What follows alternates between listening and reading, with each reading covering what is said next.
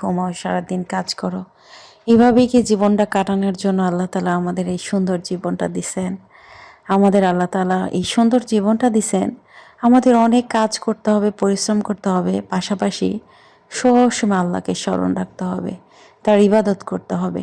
আচ্ছা, আপনাকে যদি কেউ 5টা ডাক দেয় আর আপনি যদি উত্তর না দেন, কয়দিন পরে দেখবেন সে আপনার সাথে আর কথা বলতেছে না।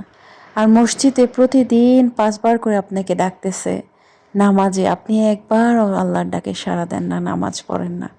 আল্লাহ তাআলা আপনার উপর কিন্তু অভিমান করে। কিন্তু আল্লাহ এত দয়ালু, এত দয়ালু, তিনি শুধু দিয়েই যান, দিয়েই যান। আপনি কি কখনো এই পৃথিবীটার সম্পর্কে ভাবেন যে এত সুন্দর আকাশ, 7টা আকাশ, মাটির নিচে আজ পর্যন্ত শেষ গভীরে মানুষ চাইতে পারে নাই, কি আছে জানতে পারে না, এত উত্তাপ, এত উত্তাপ। কেউ কেউ ধারণা করে জাহান্নাম আছে। তাও কি আমাদের ভয় করে না যে ওই মাটির নিচে যদি আমাদের যাইতে হয়, আল্লাহ তাআলার কাছে গেলে আল্লাহ কি উপরে আমাদের জান্নাতে পাঠাবে না জাহান্নামে পাঠাবে?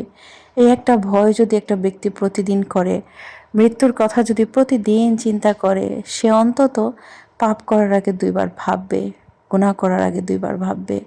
এই জীবনে সব কিছু পরীক্ষা, সন্তান, স্বামী, বাচ্চা কাচ্চা সবাই পরীক্ষা। প্রত্যেকটা পরীক্ষায় আপনাকে নিজের সাথে লড়াই করে জিততে হবে। আপনাকে মনে রাখতে হবে যে আমি শুধু আমাকে ভালোবাসবো আগে, আর আমাকে ভালোবাসার জন্য আমাকে অবশ্যই জান্নাতে যেতে হবে। আর আল্লাহ তাআলা বলছে সেই ব্যক্তি সফল যে ব্যক্তি জাহান্নাম থেকে জান্নাতে যাইতে পারলো।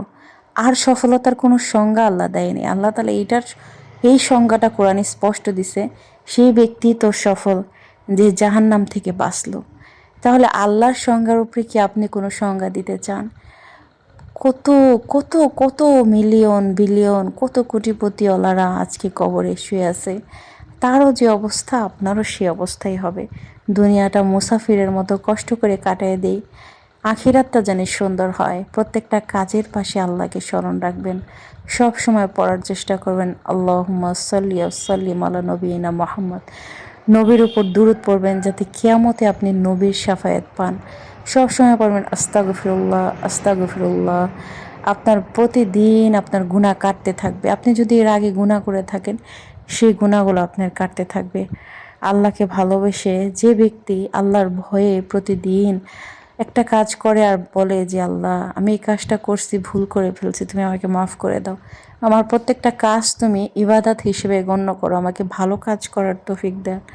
আল্লাহ তাআলা অবশ্যই আপনার কথা শুনবে। আল্লাহ মহান, আল্লাহ কখনোই মানুষের কথা ফেলে দেয় না।